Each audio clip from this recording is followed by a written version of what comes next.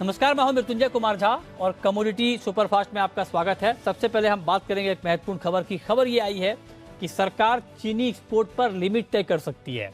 मतलब ये कि एक तय मात्रा से ज्यादा का एक्सपोर्ट नहीं होगा। और खबर ये आ रही है कि 1 करोड़ टन एक्सपोर्ट की लिमिट पूरे शुगर ईयर के लिए सरकार तय कर सकती है। इस पर विचार चल रहा है। ऐसा इसलिए क्योंकि ग्लोबल मार्केट में जिस तरह से खाद्य की महंगाई, खाने पीने की महंगाई बढ़ी है, उसको देखते हुए एहतियातन ये कदम उठाया जा सकता है।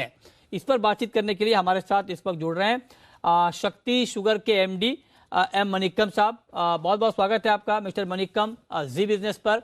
मेरा पहला क्वेश्चन आपसे ये होगा कि आपको लगता है कि ये राइट टाइम है एक्सपोर्ट को लिमिट करने का, कर्व करने का? I'm not sure if it's really the right time because there's a good demand in the world market. But, they've put a ceiling of 10 million tons. So, in fact, the industry was expecting to export only about 9 million tons. Okay. So, this is not going to be a major problem as of today. Okay. तो आप ये कह रहे हैं कि मतलब 9 million ton के आसपास ही एक्सपोर्ट की उम्मीद की जा रही है। तो ऐसे में अगर 10 मिलियन टन की लिमिट तय होती है तो ये कोई बड़ा चैलेंज नहीं होगा शुगर मिलों के लिए, right sir? Yes, correct. No major problems. तो शुगर शेयर क्यों गिर गए इस खबर के बाद? That is because I think the market is not really factored out, the total economics of it. So it's an initial reaction. Probably it will start picking up back. Okay. Because if India exports 10 million tons of sugar, that will give us very comfortable position for next year. Right. एक question मेरा आपसे और होगा कि अभी domestic demand supply का situation कैसा है? आपको लगता है कि जो सप्लाई हमारी अभी है इंडियन मार्केट में कंफर्टेबल है compare to demand? Very comfortable because we have production of 35 million tons of sugar, consumption is only 26 million. So we had a surplus of 9 million that is going to go out. Next year also we are expecting similar kind of production. So I don't think there will be a shortage of sugar at all. Okay. तो आपको लगता है कि फिर अभी sugar के prices नहीं बढ़ेंगे? It will slightly move up. The government has been controlling the prices around the same levels. So we don't expect the sugar prices to move up very much, but not come down too much. Because if it comes down again, you will have the farmers not being paid. So the government has to be balancing both the sides. Okay, fine. Thank you very much mister Manickam ji business के साथ जुड़ने के लिए और इस खबर पर अपना व्यू, अपनी राय देने के लिए कि एक्सपोर्ट अगर अभी, हालांकि एक बात जो आपने कही वो बहुत महत्वपूर्ण है कि इंडस्ट्री ये एक्सपेक्ट कर रही है कि 9 मिलियन टन के आसपास का एक्सपोर्ट होगा, मतलब 90 लाख टन के आसपास का। ऐसे में अगर सरकार 1 करोड़ टन 10 मिलियन टन का कैप लगाती भी है तो कोई बहुत निगेटिव इंपैक्ट नहीं होगा, तब भी बहुत ठीक ठाक एक्सपोर्ट इसे माना जाएगा। चलिए आगे बढ़ते हैं। अब हम बात करते हैं कि आज के मार्केट में आपको कहां पर ट्रेड लेना है, क्या करना है। हमारे साथ वंदना भारती जुड़ी हैं एसएमसी ग्लोबल की। वंदना जी, बहुत स्वागत है आपका। शुरुआत हम गोल्ड से करते हैं क्योंकि गोल्ड का मार्केट थोड़ा सा ऊपर है और इस वक्त आप देखें कि 51,000 के ऊपर गोल्ड में ट्रेड हो रहा है। आपको लगता है कि गोल्ड में भी इस भाव पर 51,000 के आसपास के भाव पर बाइंग का ट्रेड लेना ठीक रहेगा, खरीदना चाहिए गोल्ड?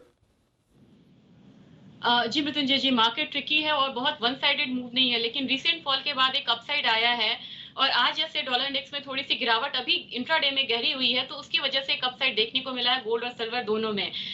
जो अटैक्स है वो थोड़े से यहाँ पे और भी ज्यादा डीप हुए हैं, तो इसका एक इम्पैक्ट देखने को मिल रहा है। मेरे ख्याल से यहाँ पे बाई करके चलना चाहिए गोल्ड में।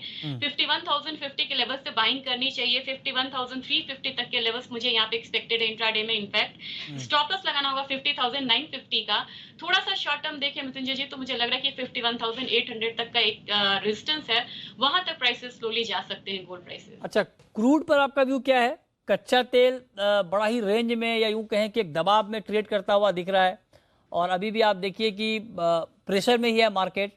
तो आज के लिए 8,500 के ऊपर क्या शॉर्ट का ट्रेड लिया जाए वंदना जी क्रूड में? जी मृत्युंजय, जिसमें दोनों ट्रिगर्स हैं, यहाँ पे बुलिश ट्रिगर्स भी हैं, बेरिश ट्रिगर्स भी है, लेकिन रिसेंट में एक न्यूज आ रहा है और एक रिसर्च भी है कि रिसेशंस जो है वो हिट कर सकते हैं काफी मेजर इकोनॉमी में। तो उसकी वजह से जो भी यहाँ पे पॉजिटिव ट्रिगर्स थे कि चाइना में मतलब रीओपन हो गई, यहाँ पे इंडस्ट्री और इकोनॉमी और जो भी यहाँ पे सप्लाई टाइटनेस था, ये थोड़ा सा यहाँ पे डिस्काउंट हुआ है। मेरे ख्याल से यहाँ पे लेवल्स को यहाँ पे बिल्कुल रिस्पेक्ट देना होगा। 8500 या 8480 के नीचे ये कमोडिटी आती है तो यहाँ पे एक बार सेलिंग इनिशिएट करना होगा। 8350 का टारगेट रखना होगा। स्टॉप लॉस यहाँ पे 85-75 का रखना होगा। और लेवल्स मैंने इसलिए बोला मृत्युंजय कि काफी दायरे में है यहाँ पे। ये कमोडिटी बिल्कुल अभी लग रहा है जैसे कि 8500 से 8300 तक के दायरे में यहाँ पे ट्रेड करेगी, तो उस दायरे में ही यहाँ पे ट्रेड करना ठीक रहेगा। ठीक है, तो आप कह रही हैं कि रेंज में ट्रेड होगा, दायरे में ट्रेड होगा। अच्छा, एल्युमिनियम का मार्केट कैसा दिख रहा है अभी आपको? मेटल मार्केट तो बड़ा दबाव झेल रहा है, अभी भी दबाव में है, और देखिए करीब करीब 2%, 2.5% के आसपास की गिरावट है एमसीएक्स पर एल्युमिनियम में। क्या ट्रेड आप रिकमेंड करेंगी वंदना जी एल्युमिनियम में इस भाव पर? जी, क्रूड से स्ट्रॉन्ग कोरिलेशन है और हमने देखा कि थोड़ी सी जो बाउंस जो था वो बेस मेटल्स में आया था, लेकिन बाउंस को ये सस्टेन नहीं कर पा रहे हैं क्योंकि डेटा जो प्रोड्यूसर प्राइस इंडेक्स पे आया था चाइना से, वो भी यहाँ पे नेगेटिव आया था। डेटा नहीं सपोर्ट कर रहा है खास करके चाइनीज इकोनॉमी फ्रंट पे, तो उसका एक इम्पैक्ट यहाँ पे देखने को मिलेगा। 244 पे यहाँ पे एमसीएक्स एल्यूमिनियम को सेल करके चलना चाहिए। 241 तक प्राइसेस मुझे लग रहे हैं यहाँ पे नीचे की तरफ, और थोड़ा सा मॉडिफिकेशन करना होगा। स्टॉप लॉस इसमें लगाना होगा 245.5 का, और मेरे ख्याल से 3 रुपए तक की जो गिरावट है वो यहाँ पे देखने को मिल सकती है। ठीक है, तो ये राय आपकी हो गई एल्युमिनियम के ऊपर, इस पर आप नजर रखें। कॉटन में अभी कोई ट्रेड लेना चाहिए, या आपको लगता है कि जिस तरह से मार्केट ऊपर गया है, हालांकि थोड़ा बहुत करेक्शन है ऊपरी लेवल से, लेकिन फिर भी काफी ऊपर के लेवल पे है मार्केट, कोई ट्रेड लें या रुके रहें, अभी दूर रहें? मृत्युंजय जी, मुझे लग रहा है कि रैली में थोड़ी सी पॉज यहाँ पे देखने को मिली है और ये पॉज थोड़ा सा गहरा हो सकता है। और जिस तरीके से ये लेवल जो है ये यहाँ पे बाइंग का तो नहीं है, थोड़ा सा यहाँ पे सेलिंग मुझे लग रहा है कि आना चाहिए। तो 47,750 इस लेवल पे यहाँ पे सेलिंग इनिशिएट करे। 47,300 तक का टारगेट रख के स्टॉप लॉस रखना होगा 47,900। तो ये 1 से 2 दिन का यहाँ पे टाइम पीरियड रहेगा जिसमें ये टारगेट्स आ सकते हैं यहाँ पे। दूसरी बात ये है मृत्युंजय जी, ये बहुत स्ट्रॉन्ग कमोडिटी है, तो मेरे ख्याल से अगर 46,800 तक के लेवल्स मिलते हैं तो बाइंग फिर से यहाँ पे आएगी। ठीक है। अच्छा, जीरा वायदा आप देखिए दबाव में है, नीचे ट्रेड कर रहा है, हालांकि बहुत ज्यादा गिरावट भी नहीं है, तो ऐसे में जीरे पर कोई व्यू आपका, क्या ट्रेड लिया जाए जीरे में? एंटायर स्पाइसेस कॉम्प्लेक्स यहाँ पे थोड़ा सा दबाव झेल रहा है, यहाँ पे बहुत ज्यादा दबाव यहाँ पे नहीं है, लेकिन थोड़ा सा जो गिरावट है वो कंटिन्यू हो सकता है। तो 21,575 ये लेवल रहेगा, यहाँ पे सेलिंग इनिशिएट करना चाहिए एक बार।